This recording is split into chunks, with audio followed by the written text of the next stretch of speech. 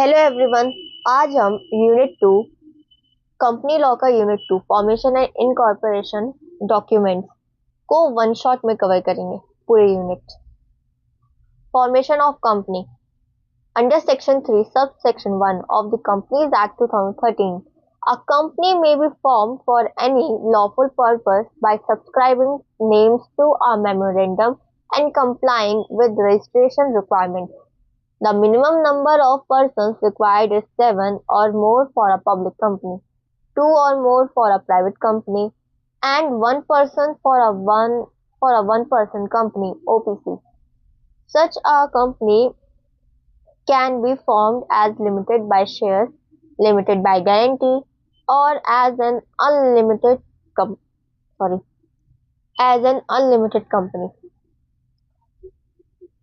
इसका मतलब है कंपनीज एक्ट 2013 के सेक्शन 3 सब सेक्शन 1 के अकॉर्डिंग कोई भी कंपनी किसी भी लॉफुल पर्पस के लिए बनाई जा सकती है। इसके लिए जरूरी है कि लोग मेमोरेंडम पर अपने साइन करें यानी सब्सक्राइबिंग नेम्स दे और रजिस्ट्रेशन की जो भी लीगल रिक्वायरमेंट्स है उन्हें पूरा करें। कंपनी बनाते वक्त जो सबसे जरूरी चीजें हैं वो मिनिमम नंबर्स ऑफ पर्सन यानी सदस्य की कम से कम संख्या। इसके लिए कुछ एग्जाम्पल्स हैं जैसे कि पब्लिक कंपनी इसे बनाने के लिए कम से कम 7 या उससे ज्यादा लोगों की जरूरत होती है। फिर आता है प्राइवेट कंपनी। इसे शुरू करने के लिए कम से कम दो या दो से ज्यादा लोगों की जरूरत होती है। 1 पर्सन कंपनी जैसे कि नाम से हमें पता चलता है इसके लिए सिर्फ एक पर्सन की ही जरूरत होती है सबसे पहले जब वो स्टार्ट कर रहा होता है।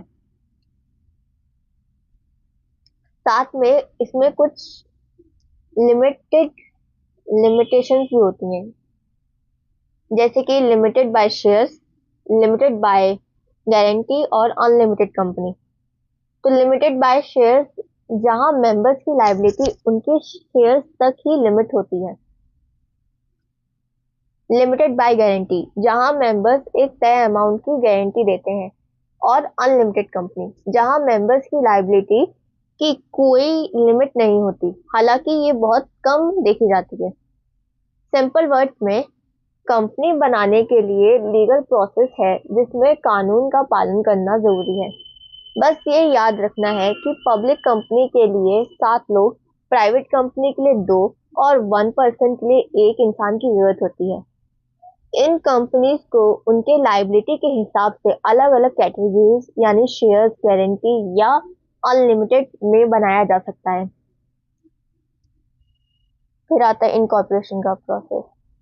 The incorporation process is under section 7 requires filing several documents with the registrar of companies within whose jurisdiction the registered office will be situated. These include the Memorandum of Association (MOA) and Article of Association (AOA), a declaration of compliance by a professional such as a CA, CS or advocate, an affidavit from the subscribers and the first directors stating they have not been convicted of any related fraud or offense, and the particulars of the subscribers and first directors. Upon satisfaction, the registrar issues a certificate of incorporation and allots a distinct corporate identity number (CIN) to the company. तो इसका मतलब है company को register करवाने के लिए हमें ROC यानी रजिस्ट्रार ऑफ कंपनीज के पास जरूरी डॉक्यूमेंट फाइल करने होते हैं। ये वही रजिस्ट्रार होना चाहिए जिसके ज्यूरिडिक्शन यानी एरिया में कंपनी का रजिस्टर्ड ऑफिस बनने वाला है। इसके लिए कुछ प्रोसेस होते हैं जैसे कि एमओए और एओए, मेमोरेंडम ऑफ एसोसिएशन जो कंपनी के उद्देश्य बताता है, और आर्टिकल्स ऑफ एसोसिएशन जो अंदरूनी रूल्स बताता है, इनसाइड रूल्स जिसमें जो हमें स्टेट पूरी तरह से करता है कंपनी। एक डिक्लेरेशन ऑफ कंप्लायंस, इसमें एक सीए, सीएस या एडवोकेट की तरफ से ये डिक्लेरेशन दी जाती है कि सारी कानूनी फॉर्मेलिटीज पूरी कर दी गई है। एफिडेविट्स, सभी सब्सक्राइबर्स और डायरेक्टर्स की तरफ से एक एफिडेविट जिसमें वो ये लिख कर देते हैं कि उन्हें किसी भी तरह के फ्रॉड या कंपनी से जुड़े जुर्म यानी ऑफेंस में कन्विक्ट नहीं किया गया है, यानी किसी भी दोषी नहीं माना गया है। पर्टिकुलर्स, सारे सब्सक्राइबर्स और फर्स्ट डायरेक्टर्स की पूरी जानकारी। जब रजिस्ट्रार इन सारे डॉक्यूमेंट से पूरी तरह से संतुष्ट यानी सेटिस्फाइड हो जाता है तो वो कंपनी को एक सर्टिफिकेट ऑफ इनकॉर्पोरेशन जारी करता है। इसके साथ ही कंपनी को एक अनोखी पहचान दी जाती है जिसे कॉर्पोरेट आइडेंटिटी नंबर CIN कहते हैं। सिंपल वर्ड्स में कंपनी को रजिस्टर करने के लिए ROC के पास MOA, AOA और कुछ एफिडेविट जमा करने पड़ते हैं। जब रजिस्ट्रार सब चेक करके ओके बोल देता है तो वो कंपनी को उसका जन्म पत्र यानी सर्टिफिकेट ऑफ इनकॉर्पोरेशन और एक यूनिक नंबर CIN दे देते हैं, जिसके बाद कंपनी कानूनी तौर पर शुरू हो जाती है। फिर आता है promoters. Promoters and their functions. A promoter is defined under Section 69 of the Companies Act 2013 as a person who is named in a prospectus or annual return, has direct or indirect control over the affairs of the company, or whose direction or instructions the board directors is accustomed to act upon. इसका मतलब है companies act 2013 के section 2 sub section 69 के according promoter वो व्यक्ति होता है जो कंपनी को शुरू करने का विचार यानी आइडिया लाता है और उसे हकीकत में बदलता है। कानून के हिसाब से कुछ पेपर्स में उसका प्रमोटर का नाम भी आता है, जैसे कि प्रोस्पेक्टस या एनुअल रिटर्न में। अगर किसी व्यक्ति का नाम कंपनी के प्रोस्पेक्टस, वो डॉक्यूमेंट जिसे देखकर लोग शेयर्स खरीदते हैं, या उसकी सालाना रिपोर्ट यानी एनुअल रिटर्न में प्रमोटर के तौर पर लिखा गया है। फिर आते हैं कंट्रोल ओवर अफेयर्स।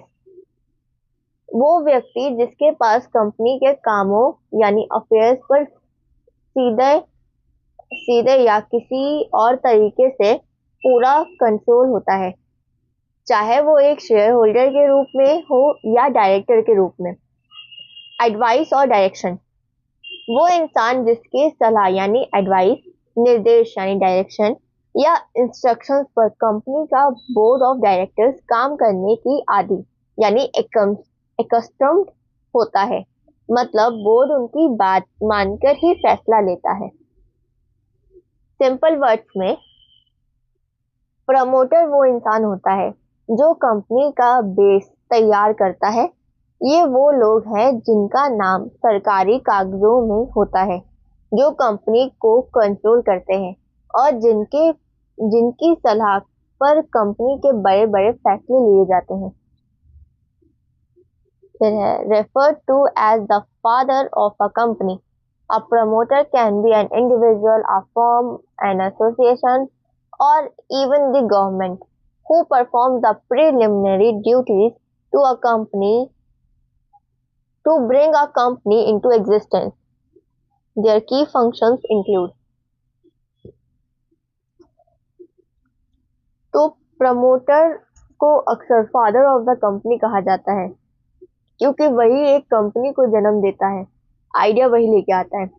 ये कोई एक अकेला इंसान यानी इंडिविजुअल, एक फर्म या कोई संस्था, एसोसिएशन या यहाँ तक कि सरकार यानी गवर्नमेंट भी हो सकती है। इनका असली काम कंपनी से पहले की सारी तैयारी करना होता है। एक प्रमोटर कंपनी को वजूद में लाने के लिए कुछ जरूरी काम करता है, जैसे डिस्कवरिंग करता है, जो नीचे करता है, discovering business opportunities and generating ideas, इसका मतलब है बिजनेस अपॉर्चुनिटी की खोज। सबसे पहले प्रमोटर ये देखता है कि मार्केट में कौन सा नया बिजनेस शुरू किया जा सकता है और उसके लिए बेहतर आइडिया जनरेट करता है। फिर आता है conducting detail technical, economic and commercial feasibility investigation. इसका मतलब है फिजिबिलिटी इन्वेस्टिगेशन, जांच पड़ताल। आइडिया मिलने के बाद वो उसकी गहराई से जांच करता है। वो देखता है कि प्रमोटर देखता है कि क्या ये काम टेक्निकल तौर पर मुमकिन यानी पॉसिबल है, क्या इसमें फायदा यानी इकोनॉमिक कंडीशन इसमें सेटिस्फाई होगी, और क्या कमर्शियल लेवल पर ये आइडिया कामयाब होगा। Finding the requested number of a person to sign the MOA and or AOA and act as first directors। इसका मतलब है लोगों को इकट्ठा करना। कंपनी रजिस्टर करने के लिए कम से कम जितने लोगों की जरूरत है होती है, जैसे पब्लिक कंपनी के लिए 7, उन्हें ढूंढना और उनसे MOA या AOA पर साइन करवाना और पहले डायरेक्टर चुनना भी प्रमोटर का ही काम होता है। Making crucial decisions regarding the company's nature, location, capital, brokers and legal advisors। इसका मतलब है बड़े फैसले लेना। कंपनी किस तरह की होगी, कहाँ उसका ऑफिस होगा, कितने पैसे यानी कैपिटल मिलेगा लगेगा, और कौन ब्रोकर्स या लीगल एडवाइजर्स होंगे। ये सारे ये सारे काम ये सारे जरूरी काम और फैसले प्रमोटर ही लेता है। Drafting the MOA and AOA and entering into preliminary contract. इसका मतलब है कागजी कार्रवाई। कंपनी के सबसे जरूरी डॉक्यूमेंट जैसे MOA और AOA को ड्राफ्ट करवाना और कंपनी बनाने से पहले के जरूरी कॉन्ट्रैक्ट यानी प्रीलिमिनरी कॉन्ट्रैक्ट करना भी उन्हीं प्रमोटर का ही काम होता है। सिंपल वर्ड्स में प्रमोटर वो है जो बिजनेस का आइडिया सोचता है, उसकी हर तरह से जांच करता है, जरूरी लोगों और पैसों का इंतजाम करता है और सारे लीगल कागज तैयार करवाता है ताकि कंपनी शुरू हो सके। एक तरह से वो कंपनी का फाउंडेशन यानी नींव रखते हैं। अगला टॉपिक है legal position. Legal position of promoters. The legal position of a promoter is unique. Since the company does not yet exist before its incorporation, a promoter is neither an agent nor a trustee in the strict legal sense. Instead, a promoter occupies the position of a quasi-trustee and stands in a fiduciary relationship, a relationship of utmost trust and confidence to the company they promote। इसका मतलब है एक promoter की कानूनी स्थिति यानी legal position थोड़ी अलग और यूनिक होती है। इसका मुख्य कारण ये है कि जब प्रमोटर कंपनी के लिए काम कर रहा होता है तब तक कंपनी कानूनी तौर पर बनी ही नहीं होती, डज नॉट एग्जिस्ट। इसलिए कानून की नजर में ना वो एजेंट है, क्योंकि एजेंट होने के लिए एक प्रिंसिपल का यानी मालिक का होना जरूरी है और कंपनी अभी रजिस्टर नहीं हुई। ना वो ट्रस्टी है, क्योंकि ट्रस्टी तब बनते हैं जब कोई प्रॉपर्टी या ट्रस्ट पहले से मौजूद हो। तो फिर हम प्रमोटर को क्या मान सकते हैं? तो हम लोग एक क्वेसी ट्रस्टी मानते हैं। उनका कानून उन्हें क्वेसी ट्रस्टी मानता है। उनका कंपनी के साथ एक फिड्यूशियरी रिलेशनशिप होता है। ये एक ऐसा रिश्ता है जो अटमोस्ट ट्रस्ट और कॉन्फिडेंस मतलब पूरे भरोसे और विश्वास पर टिका होता है। इसका मतलब ये है कि प्रमोटर की जिम्मेदारी है कि वो कंपनी के साथ हमेशा ईमानदारी से पेश आए और कोई भी बात ना छुपाए। सिंपल वर्ड्स में प्रमोटर ना तो कंपनी का नौकर होता है और ना ही मालिक, बल्कि वो एक ऐसा भरोसेमंद सदस्य है सदस्य की तरह होता है जिस पर कंपनी की नींव टिकी होती है।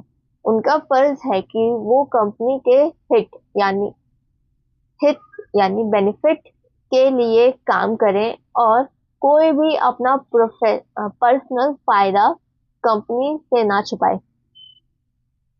Because of this fiduciary position, the promoter has specific legal obligations.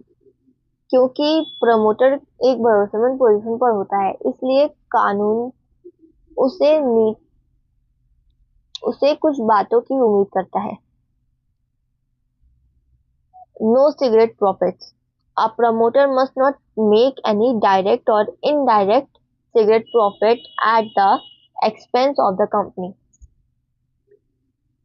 इसका मतलब है छुपा हुआ मुनाफे पर रोक। No secret profit. एक प्रमोटर को कंपनी के खर्चे पर किसी भी तरह से सीधा यानी डायरेक्ट या छुपा हुआ इनडायरेक्ट मुनाफा यानी प्रॉफिट नहीं कमाना चाहिए। वो जो भी काम करे वो कंपनी के फायदे के लिए होना चाहिए, अपने निजी यानी पर्सनल फायदे के लिए नहीं। फिर है full disclosure. They must fully disclose any personal interest or profits made in transaction with the company to an independent board of directors or the intended shareholders। तो इसका मतलब है फुल डिस्क्लोजर, पूरी जानकारी देना। अगर प्रमोटर किसी ट्रांजैक्शन से कोई मुनाफा कमा रहा है या उसका कोई पर्सनल इंटरेस्ट है तो उसे ये बात इंडिपेंडेंट बोर्ड ऑफ डायरेक्टर्स या आने वाले शेयर होल्डर्स को साफ साफ बतानी होगी। कुछ भी छुपाना कानूनी तौर पर गलत है। Benefits of negotiation. The promoter must pass on the benefit of any negotiation और property purchases made on behalf of the company. If they sell their own property to the company at a higher price without disclosure, the company can rescind the contract and recover the money। तो इसका मतलब है benefit of negotiation, बातचीत का फायदा। अगर promoter company के लिए कोई प्रॉपर्टी खरीद रहा है या कोई डील कर रहा है तो उस डील से मिलने वाले हर फायदा कंपनी को मिलना चाहिए। अगर प्रमोटर अपनी ही कोई प्रॉपर्टी बिना बताए कंपनी को महंगे दाम पर बेच देता है तो कंपनी के पास ये हक है कि वो उस कॉन्ट्रैक्ट को रद्द यानी रिसाइन कर दे और अपना पैसा वापस ले ले। फिर आखिरी है liability. Promoters can be held personally liable for non-disclosure of cigarette profit, fraud during promotion, misrepresentation in the prospectus, and for pre-incorporation contracts not adopted by the company। Liability यानी कि जिम्मेदारी। अगर प्रमोटर सिगरेट प्रॉफिट छुपाता है, promotion के वक्त धोखाधड़ी यानी fraud करता है या प्रोस्पेक्टस में गलत जानकारी देता है तो उसे पर्सनली लायबल यानी जिम्मेदार ठहराया जाएगा। साथ ही कंपनी बनाने से पहले किए गए कॉन्ट्रैक्ट यानी प्री इनकॉर्पोरेशन कॉन्ट्रैक्ट के लिए भी वही जिम्मेदार होता है जब तक कंपनी उन्हें अपना ना ले। सिंपल वर्ड्स में प्रमोटर को हमेशा ईमानदार रहना चाहिए। उसे कंपनी के पैसों से अपना सिगरेट प्रॉफिट नहीं बनाना चाहिए और हर बात खुलकर बतानी चाहिए। अगर वो धोखा देता है या कोई बात छुपाता है तो कानून उसे पर्सनली जिम्मेदार मानेगी और उसे नुकसान के लिए भरपाई करनी पड़ेगी। फिर आता है pre incorporation. Pre incorporation preliminary contracts. Pre-incorporation contracts are agreements made by the promoters on behalf of the company before it is legally incorporated. तो इसका मतलब है जब प्रमोटर कंपनी को शुरू करने के लिए तैयारी कर रहा होता है तो उसे कई एग्रीमेंट्स करने पड़ते हैं, जैसे जमीन खरीदना या सप्लायर से बात करना। इन्हें ही प्रीलिमिनरी कॉन्ट्रैक्ट्स कहते हैं। इसकी कानूनी स्थिति यानी लीगल स्टैंडिंग नीचे दी गई है। The legal standing of the contract is as follows. Company is not bound because a company is a non-entity before its incorporation. It cannot enter into contract. Therefore, when the company comes into existence, it is not legally bound by a pre-incorporation contract, even if it takes the benefit of them. तो इसका मतलब है company is not bound, company पर कोई भी पाबंदी नहीं है, क्योंकि कंपनी रजिस्टर होने से पहले कानून की नज़र में एग्जिस्ट ही नहीं करती है, इसलिए वो कोई कॉन्ट्रैक्ट नहीं कर सकती। इसका मतलब है ये इसका मतलब ये है कि जब कंपनी बनाई जाएगी तब भी वो इन पुराने कॉन्ट्रैक्ट के लिए कानूनी तौर पर जिम्मेदार नहीं होगी, चाहे उसे उन कॉन्ट्रैक्ट से फायदा ही क्यों ना मिल रहा हो। फिर आता है promoters are personally liable since the company does not exist to act as a principal.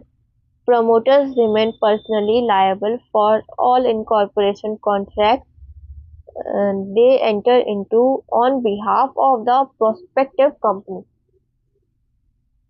इसका मतलब है promoters are personally liable, promoters की निजी जिम्मेदारी, क्योंकि उस वक्त कंपनी मौजूद नहीं होती जो मालिक यानी प्रिंसिपल बन सके, इसलिए कानून प्रमोटर को ही पार्टी टू द कॉन्ट्रैक्ट मानता है। इसका मतलब है कि अगर कुछ गलत हुआ तो प्रमोटर को अपने पॉकेट से भरपाई करनी पड़ेगी या पड़ सकती है। Adoption of contracts. A company cannot automatically enforce a pre-incorporation contract. However, it can adopt these contracts post-incorporation in two ways. Adoption of contracts, contract को अपनाना। तो कंपनी अपने आप इन कॉन्ट्रैक्ट्स को एनफोर्स यानी लागू नहीं कर सकती। अगर कंपनी चाहती है कि वो पुराने कॉन्ट्रैक्ट्स को ही आगे बढ़ाए तो उसके लिए दो रास्ते होते हैं। पहला है bye entering into a new contract with the third party on the same term. का मतलब है नए कॉन्ट्रैक्ट करना। कंपनी बनाने के बाद वो तीसरी पार्टी मतलब थर्ड पार्टी के साथ उन्हीं पुरानी शर्तों यानी टर्म्स पर एक बिल्कुल नया कॉन्ट्रैक्ट साइन करे।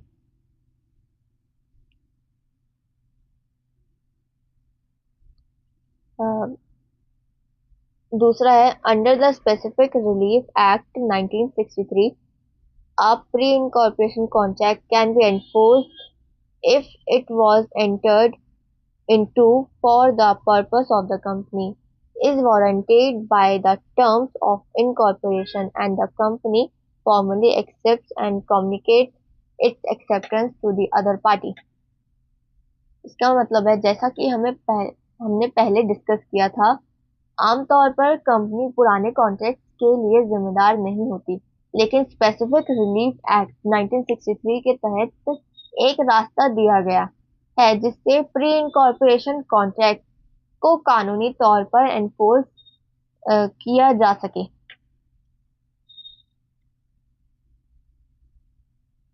इसके लिए कुछ शर्तें दी गई हैं, जैसे कि पर्पस ऑफ द कंपनी, वो कॉन्ट्रैक्ट कंपनी के काम या उसके उद्देश्य यानी बिजनेस गोल्स के लिए ही किया गया होना चाहिए।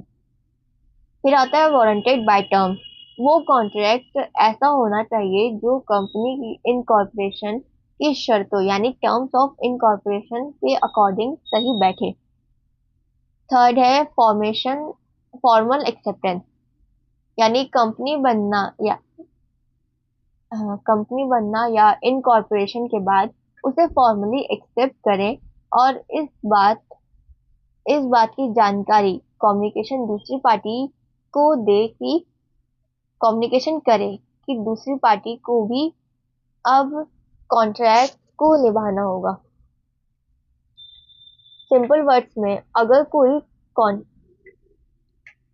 सिंपल वर्ड्स में कम कंपनी बनने से पहले किए गए सारे वादों के लिए सिर्फ प्रमोटर जिम्मेदार होता है, कंपनी नहीं। अगर कंपनी को वो वादे निभाने हैं तो उसे रजिस्टर होने के बाद फिर से नया कॉन्ट्रैक्ट करना पड़ेगा। जब तक ऐसा नहीं होता प्रमोटर की जान खतरे में रहती है।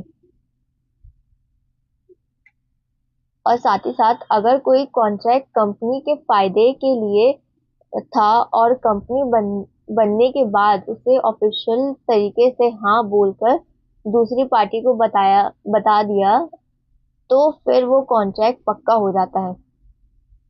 इसके बाद कंपनी उस कॉन्ट्रैक्ट से बन जाती है और उसे पूरा करने की जिम्मेदारी लेती है।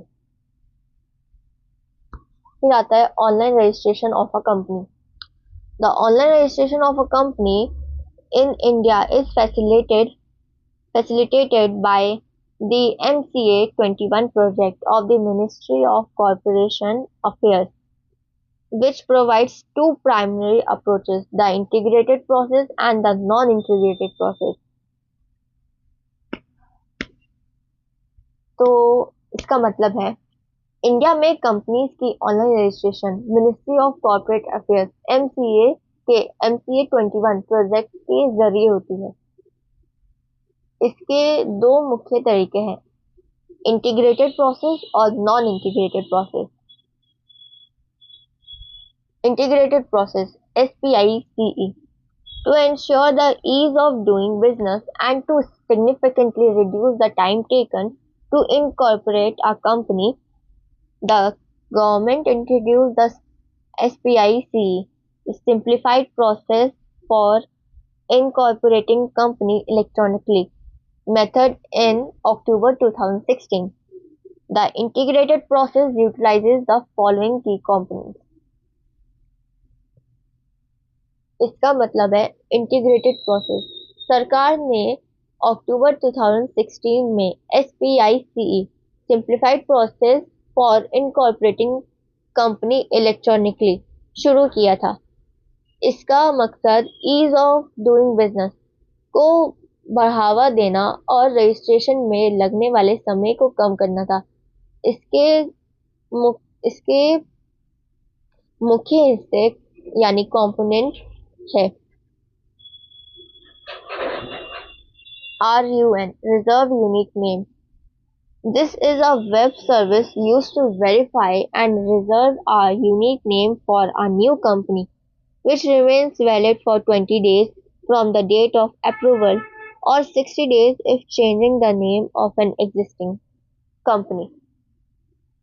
इसका मतलब है ये एक वेब सर्विस है जिसे कंपनी का एक अनोखा नाम रिजर्व करने के लिए इस्तेमाल किया जाता है।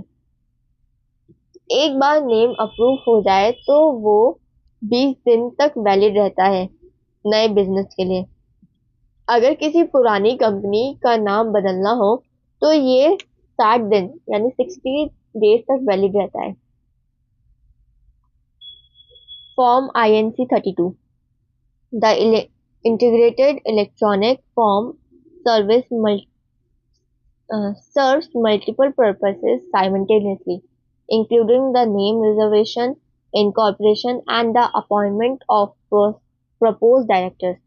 It permits the inclusion of up to 3 proposed directors who do not yet possess a director identification number DIN. इसका मतलब है ये एक all in one electronic form है जो एक साथ कई काम करता है, जैसे नेम रिजर्व करना, इनकॉर्पोरेशन और डायरेक्टर्स की अपॉइंटमेंट के लिए। इसमें ऐसे 3 डायरेक्टर्स के नाम शामिल किए जाते हैं जिनके पास पहले ही DIN डायरेक्टर आइडेंटिफिकेशन नंबर नहीं है।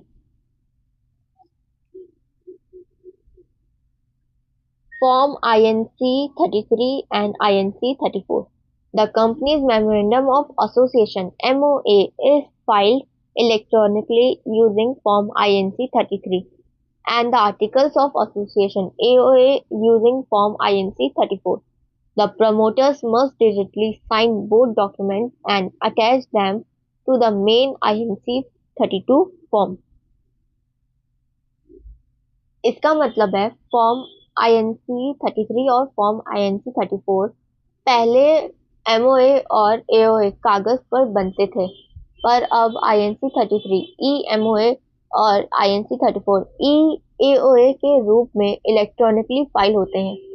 प्रमोटर्स को बस अपने डिजिटल सिग्नेचर DSC लगाने होते हैं और इसे INC 32 के साथ अटैच करना होता है। फिर आता है form INC 22। If the company's correspondence address is different from its registered office, this form is attached to verify the registered office location.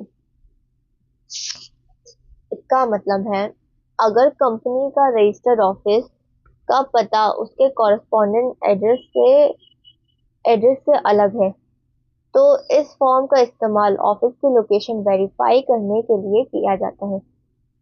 Once submitted, the registrar processes the form, allots the necessary DINs, and approves the incorporation provided there are no unresolved deficiencies. इसका मतलब है जब सारे form submit हो जाते हैं तो registrar इनकी जांच करता है। अगर सब कुछ सही रहा और कोई कमी यानी डेफिशिएंसी नहीं मिली तो वो DIN अलॉट कर देता है और कंपनी की इनकॉर्पोरेशन को अप्रूव कर देता है।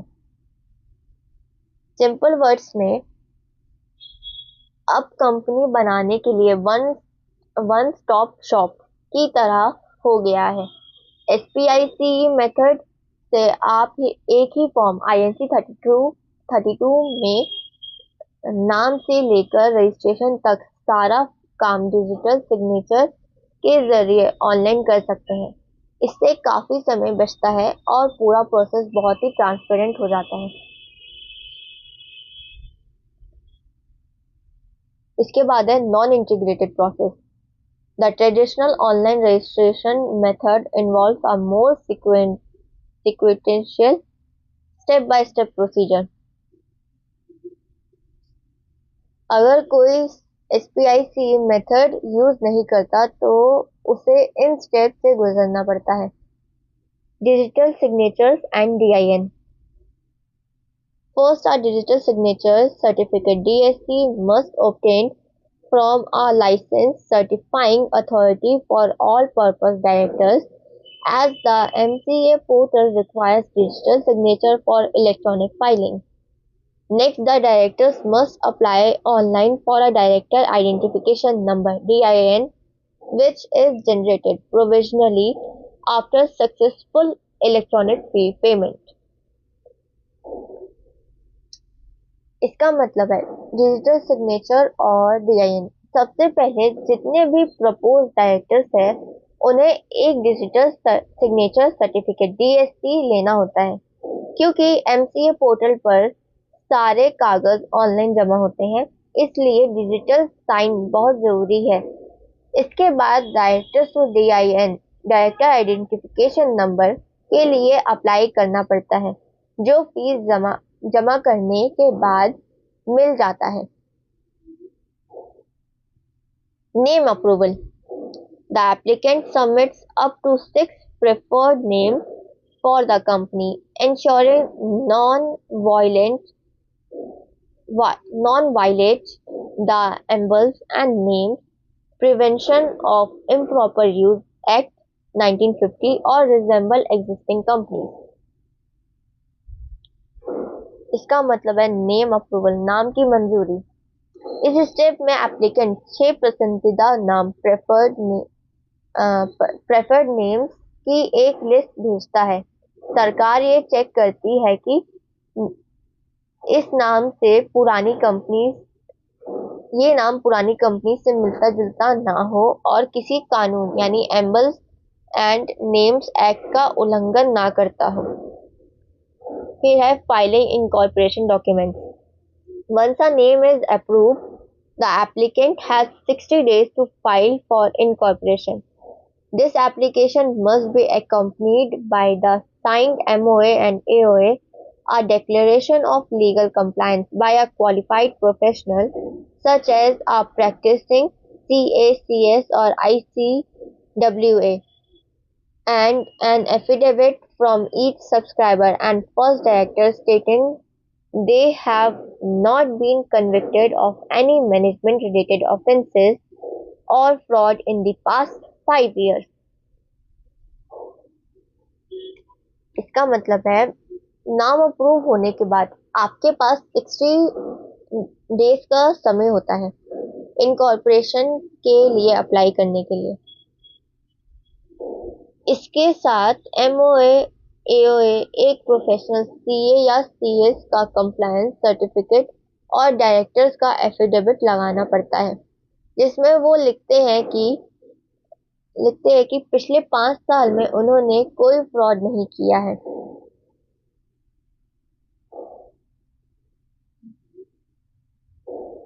Registered office and directors. The company must furnish verification of its registered office such as a notarized lease agreement within 30 days of its incorporation. The particulars of the director and key managerial personnel must also be filed within 30 days of their appointment. इसका मतलब है company register होने के 30 दिन के अंदर आपको अपने रजिस्टर्ड ऑफिस के का वेरिफिकेशन जैसे रेंट एग्रीमेंट जमा करना होता है। साथ ही डायरेक्टर्स और बड़े अधिकारी यानी केएमपी की पूरी जानकारी भी 30 दिन के अंदर फाइल करनी होती है। सिंपल वर्ड्स में ये एक स्टेप बाय स्टेप प्रोसेस है। पहले साइन बनवाओ, फिर डीआईएन लो, फिर नाम अप्रूव करवाओ और अंत में सारे कागज जमा करो। ये एसपीआईसी के मुकाबले थोड़ा ज़्यादा समय लेता है क्योंकि इसमें हर काम के लिए अलग से अप्लाई करना पड़ता है। Final issuance of the certificate for both processes और requested registration fees are paid electronically through the MCA21 portal. Upon successful verification and approval, the applicant receives an email and the registrar issues a digital certificate of incorporation in Form INC 11. This document contains the company's distinct corporate identity number CIN alongside its permanent account number PAN and tax deduction account number TAN. The registrar only issues a digital certificate. No physical hard copies are provided. तो इसका मतलब है चाहे आपने SPICE यानी integrated method चुना हो या पुराना नॉन इंटीग्रेटेड प्रोसेस, दोनों ही शर्तों में रजिस्ट्रेशन की सारी फीस MCA21 पोर्टल पर ऑनलाइन ही जमा की जाती है। जब रजिस्ट्रार आपके सारे डॉक्यूमेंट्स और फीस को वेरीफाई करके सेटिस्फाई हो जाता है तो आपके पास एक खुशी भरना ईमेल आता है। रजिस्ट्रार आपको फॉर्म INC 11 में एक डिजिटल सर्टिफिकेट ऑफ इनकॉर्पोरेशन जारी करता है। इस सर्टिफिकेट में कंपनी की पूरी पहचान होती है, जैसे CIN कॉर्पोरेट आइडेंटिटी नंबर जो कंपनी के यूनिक आइडेंटिफिकेशन नंबर होता है, पैन और टैन यानी कंपनी का टैक्स से जुड़े सारे डेटा भी इसमें शामिल होते हैं। एक ज़रूरी बात जो आपको याद रखनी है वो ये है कि अब रजिस्ट्रार सिर्फ डिजिटल सर्टिफिकेट ही देता है। इसका कोई फिजिकल पेपर या हार्ड कॉपी ऑफिस से नहीं मिलता। आपको इसे डाउनलोड करके प्रिंट करना होता है। सिंपल वर्ड्स में, फीस भरने और डॉक्यूमेंट्स चेक होने के बाद सरकार आपको ईमेल पर कंपनी का बर्थ सर्टिफिकेट भेज देती है। इस एक कागज में CIN, PAN और TAN सब कुछ होता है। बस याद रखिए कि ये सिर्फ डिजिटल फॉर्म में मिलता है, कोई पोस्ट से घर पर नहीं आता। Memorandum of Association and its alteration. Memorandum of Association (MOA). The MOA is an unalterable charter or constitution of a company that defines its fundamental conditions and governs its relationship with the outside world. It outlines the scope of activities the company is permitted to undertake, allowing investors and creditors to know the purpose for which their money is utilized. The MOA must be printed, divided into paragraphs, consecutively numbered, and signed by the subscribers. It contains 6 core clauses: the name clause, domicile registered office clause, object clause, liability clause, capital clause, and the association or subscription clause. इसका मतलब है MOA को company का charter या constitution यानी संविधान भी कहा जाता है। ये एक ऐसा डॉक्यूमेंट है जो कंपनी की बुनियादी शर्तों यानी फंडामेंटल कंडीशंस को तय करता है और ये बताता है कि कंपनी का बाहर की दुनिया यानी आउटसाइड वर्ल्ड के साथ रिश्ता कैसा होगा। इसका सबसे बड़ा मकसद ये है कि इन्वेस्टर्स और कर्ज देने वाले यानी क्रेडिटर्स को पता रहे कि उनका पैसा किस काम के लिए इस्तेमाल किया जा रहा है। MOA कंपनी के अधिकार और उसके काम करने की लिमिट यानी स्कोप को डिफाइन करता है। इसे हमेशा प्रिंट किया जाता है, पैराग्राफ्स में बनाया जाता है और हर पैराग्राफ पर नंबर डाला जाता है। अंत में सारे सब्सक्राइबर्स इस पर साइन करते हैं। MOA में मुख्य रूप से 6 क्लॉजेस होते हैं। नेम क्लॉज, कंपनी का ऑफिशियल नाम क्या है। डोमिकल या रजिस्टर्ड ऑफिस क्लॉज, वो स्टेट जहां कंपनी का रजिस्टर्ड ऑफिस मौजूद है। ऑब्जेक्ट क्लॉज, कंपनी किन कामों या बिजनेस के लिए बनाई गई है। Scope of activities. Liability clause, members की जिम्मेदारी यानी लाइबिलिटी कितनी होगी। कैपिटल क्लॉज, कंपनी कितनी मैक्सिमम कैपिटल यानी पैसा शेयर्स के जरिए इकट्ठा कर सकती है। एसोसिएशन और सब्सक्रिप्शन क्लॉज, इसमें सब्सक्राइबर्स ये घोषणा यानी डिक्लेरेशन करता है कि वो कंपनी बनाना चाहता है और शेयर्स लेने को तैयार है। सिंपल वर्ड्स में, MOA कंपनी की वो बाउंड्री है जिसके बाहर कंपनी जाकर काम नहीं कर सकती। ये दुनिया को बताती है कि कंपनी कौन है, क्या करती है और उसके पास कितनी पावर है। इसके बिना कंपनी का रजिस्ट्रेशन नामुमकिन है। Alteration of MOA. The clauses of the MOA cannot be altered at the strict will of the members. They must strictly follow the procedures prescribed under Section 13 of the Companies Act. Generally, an alteration requires passing a special resolution in a general meeting and registering the changes with the registrar. Depending on the clause, additional steps are required. इसका मतलब है MOA के clauses को members अपनी मर्जी से या खुशी से यानी स्वीट विल से जब चाहे तब नहीं बदल सकते।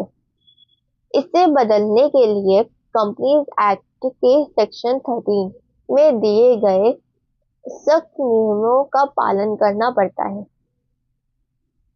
आमतौर पर किसी भी बदलाव के लिए स्पेशल रेजोल्यूशन यानी कम से कम 75% मेंबर्स की मंजूरी पास करनी होती है और उसकी जानकारी रजिस्ट्रार को देनी होती है।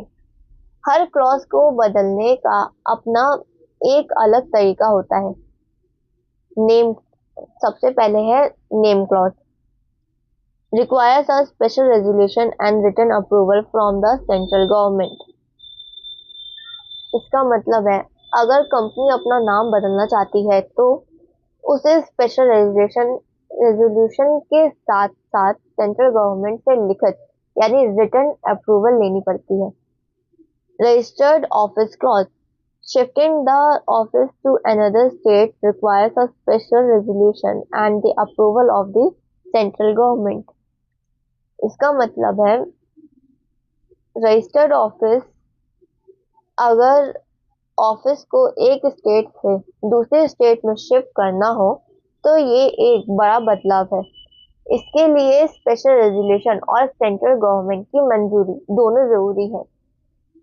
Object clause requires a special resolution which may be passed through a postal ballot and registered within 1 month।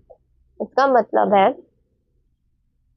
अगर कंपनी अपना बिजनेस बदलना चाहती है तो उसे स्पेशल रेजोल्यूशन पास करना होता है जो कभी कभी पोस्टल बैलेट यानी घर से वोट देकर भी हो सकती है। इस बदलाव को 1 महीने के अंदर रजिस्टर करवाना जरूरी है। सिंपल वर्ड्स में MOA कंपनी का संविधान है, इसलिए इसे बदलना एक लंबा कानूनी प्रोसेस है। बस स्पेशल रेजोल्यूशन पास करना काफी नहीं होता। अक्सर सरकार यानी सेंट्रल गवर्नमेंट की इजाजत भी लेनी पड़ती है ताकि सब कुछ कानून के हिसाब से हो। फिर आता है articles of association. Articles of Association AOA। The AOA contains the rules, regulations and bylaws that govern the internal management and affairs of the company. It defines the powers of officers and establishes a contract between the company and its members. The AOA is entirely subordinate to and controlled by the MOA and the Companies Act। तो इसका मतलब है AOA में वो सारे rules, regulation और bylaws यानी नियम होते हैं जो कंपनी के इंटरनल मैनेजमेंट यानी अंदरूनी प्रबंधों को चलाने के लिए बनाए जाते हैं। ये डॉक्यूमेंट्स तय करते हैं कि कंपनी के ऑफिसर्स की पावर्स क्या होगी और कंपनी और उसके मेंबर्स के बीच का रिश्ता कैसा रहेगा। एक तरह से ये कंपनी को अंदर से डिसिप्लिन रखने की एक रूल बुक है। एक बहुत जरूरी बात जो आपको याद रखनी है वो ये है कि AOA हमेशा MOA और कंपनीज एक्ट के नीचे यानी सबऑर्डिनेट आता है। इसका मतलब है कि AOA में कोई भी ऐसा नियम नहीं हो सकता जो MOA या देश के कानून यानी कंपनीज एक्ट के खिलाफ हो। अगर MOA कंपनी की बाउंड्री है तो AOA उस बाउंड्री के अंदर रहकर काम करने का तरीका है। सिंपल वर्ड्स में अगर MOA कंपनी का संविधान यानी कॉन्स्टिट्यूशन है तो AOA उसके हाउस रूल्स हैं। ये बताता है कि डायरेक्टर्स कैसे चुने जाएंगे, मीटिंग्स कैसे होंगी और शेयर्स कैसे बनते जाएंगे। ये पूरी तरह से कंपनी के अंदर के मामलों को सुलझाने और चलाने के लिए होता है। Alteration of AOA। A company has a statutory right to alter its AOA by passing a special resolution under Section 14 of the Act. However, this act this power is subject to strict limitation. इसका मतलब है companies act के section 14 के according हर हर company के पास ये कानूनी अधिकार यानी स्टैट्यूटरी राइट होता है कि वो अपने आर्टिकल्स ऑफ एसोसिएशन में बदलाव कर सके। इसके इसके लिए एक स्पेशल रेजोल्यूशन पास करना जरूरी होता है, लेकिन ये पावर्स अनलिमिटेड नहीं है। इन पर कुछ सख्त पाबंदियां होती हैं ताकि किसी को नुकसान ना हो।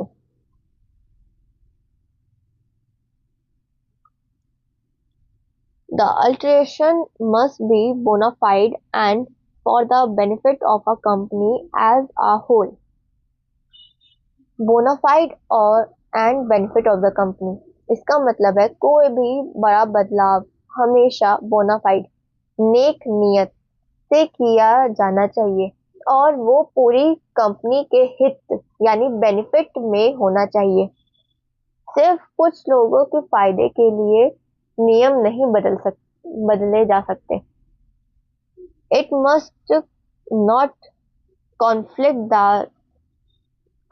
द एमओए और द कंपनीज एक्ट।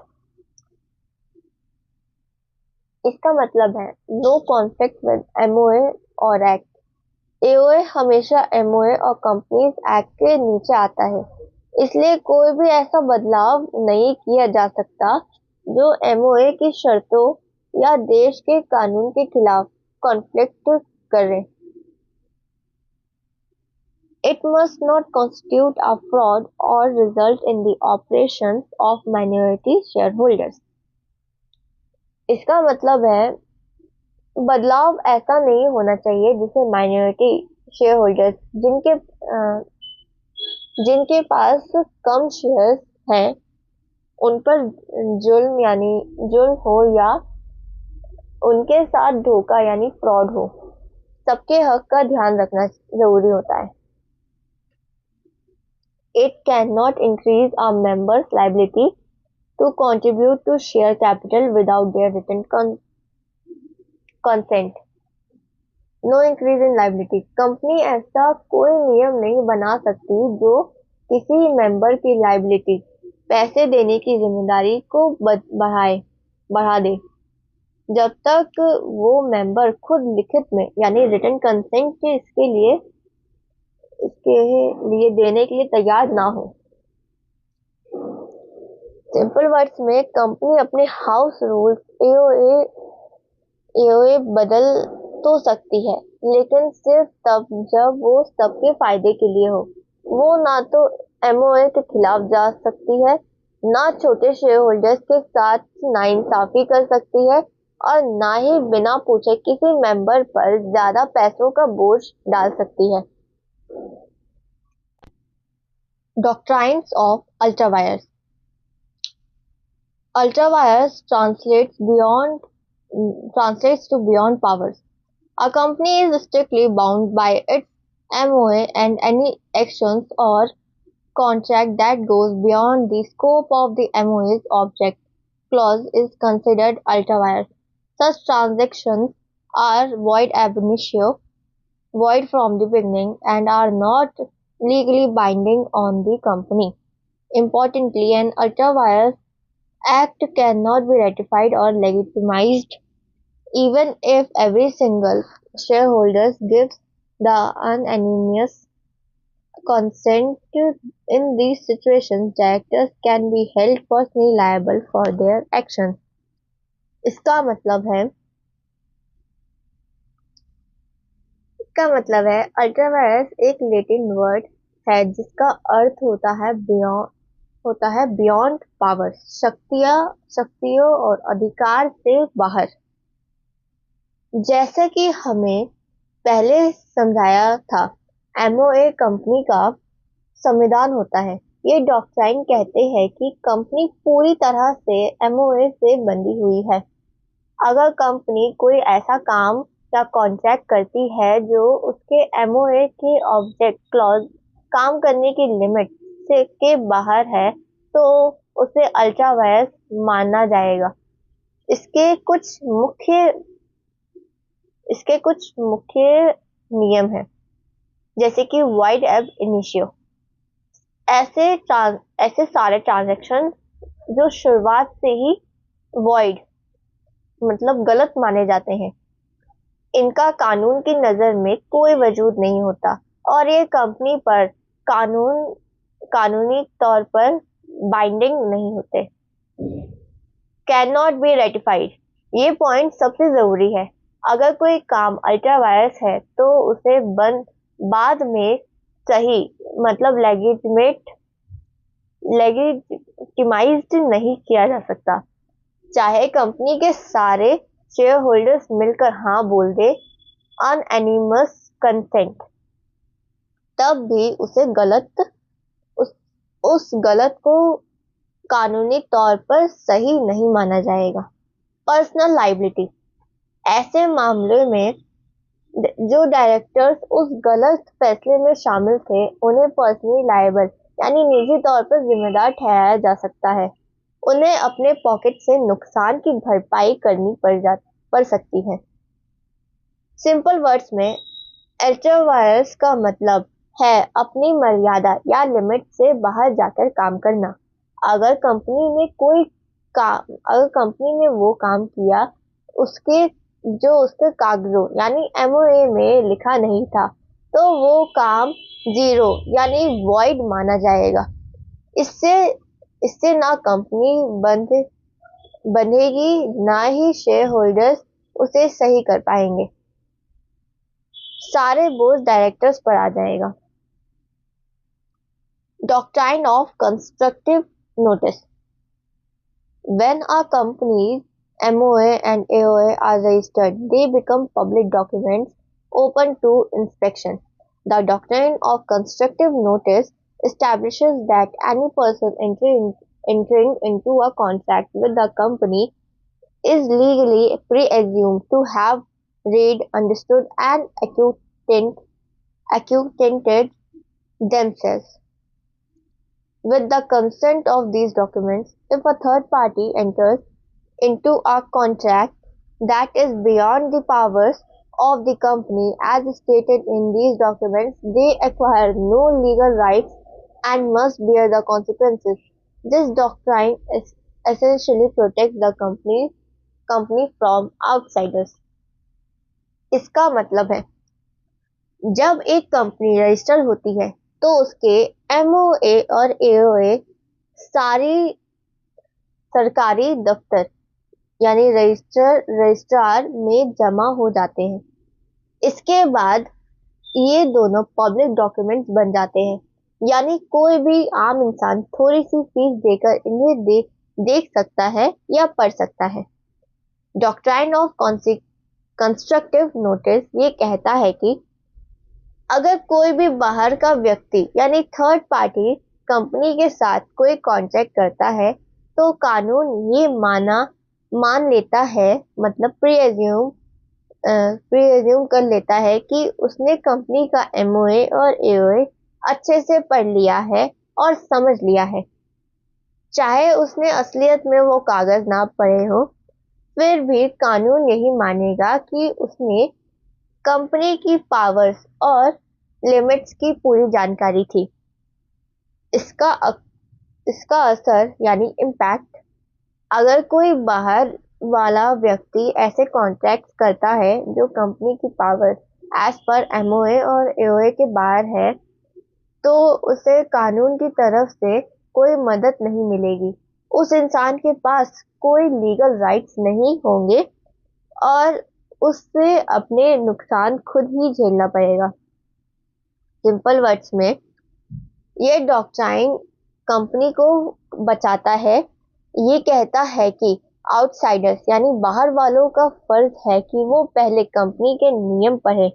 अगर उन्हें बिना पढ़े या बिना समझे कोई गलत डील की तो उसमें कंपनी की गलती नहीं मानी जाएगी। एक तरह से ये बाहर वालों को होशियार रहने की चेतावनी देता है। लास्ट टॉपिक है इसका doctrine of indoor management. Doctrine of indoor management, also known as the Turquoise Rule. The, the doctrine of indoor management was created as an exception of the doctrine of constructive notice, explicitly to protect outsiders from the company. While outsiders are presumed to know the company's public documents, they are completely unaware of its internal closed-door proceedings. This doctrine states that outsiders dealing with the company can safely uh, presume that all internal procedure requirements, sanctions, and approvals demanded by the AOA have been properly fulfilled by the company's officers. इसका मतलब है जहां constructive notice company को बचाता है, वही doctrine of indoor management बाहर के लोगों यानी आउटसाइडर्स को कंपनी से बचाने के लिए बनाया गया है। कानून का मानना है कि एक आउटसाइडर कंपनी के एमओए और एओए यानी पब्लिक डॉक्यूमेंट्स को पढ़ सकता है, लेकिन कंपनी के बंद दरवाजे के पीछे क्या हो रहा है ये उसे नहीं पता हो सकता। इसलिए ये डॉक्ट्राइन कहता है कि अगर कोई आउटसाइडर कंपनी के साथ डील कर रहा है तो वो ये मान कर चल सकता है कि कंपनी के अंदर के सारे नियम, अप्रूवल्स और प्रोसीडिंग जो एओए में लिखे हैं ऑफिसर से सही से पूरा कर लिए होंगे। ऑफिसर्स ने सही से पूरा कर लिए होंगे, सॉरी। उसे हर बात की अंदरूनी जांच करने की जरूरत नहीं है। However, this is not absolute. However, this protection is not absolute. The exceptions to the doctrine of indoor management includes. लेकिन ये सुरक्षा हमेशा नहीं मिलती। Notice of irregularity. The outsider cannot claim protection if they already knew about the internal irregularity or lack of authority. इसका मतलब है notice of irregularity, गलती की जानकारी होना। अगर उस आउटसाइडर को पहले से पता था कि कंपनी के अंदर नियम का पालन नहीं हुआ या ऑफिसर्स के पास पावर नहीं है, तो वो इस डॉक्ट्राइन का सहारा नहीं ले सकता। Negligence protection is defined if the circumstances were highly suspicious and the outsiders fail to make reasonable inquiries. इसका मतलब है नेग्लिजेंसी यानी कि लापरवाही। अगर हालात ऐसे थे कि कोई भी समझदार इंसान शक करता, मतलब हाईली सस्पिशियस होता, लेकिन आउटसाइडर ने बिना कोई सवाल पूछे डील कर ली, तो उसे लापरवाह माना जाएगा और कोई प्रोटेक्शन नहीं मिलेगी। Forgery. The doctrine does not apply to forged documents, as forged contracts are void ab initio. Forgery फर्जी काम करना। अगर कोई डॉक्यूमेंट्स की नकली यानी फॉर्ज्ड डॉक्यूमेंट्स ही नकली है या उस पर साइन गलत है, तो ये नियम काम नहीं करेगा। नकली डॉक्यूमेंट शुरुआत से ही वॉइड एब इनिशियो यानी जीरो होती है। सिंपल वर्ड्स में ये नियम कहता है कि बाहर वालों को कंपनी के इंटरनल किचन में झांकने की जरूरत नहीं है। अगर बाहर से सब सही लग रहा है तो वो डील कर सकते हैं, लेकिन अगर उसे पता था कि कुछ गलत है या उसने जानबूझकर लापरवाही की या कागज ही नकली निकले, तो फिर कानून उसकी मदद नहीं करेगा। तो इसके साथ हमारा यूनिट 2 खत्म होता है। Thank you.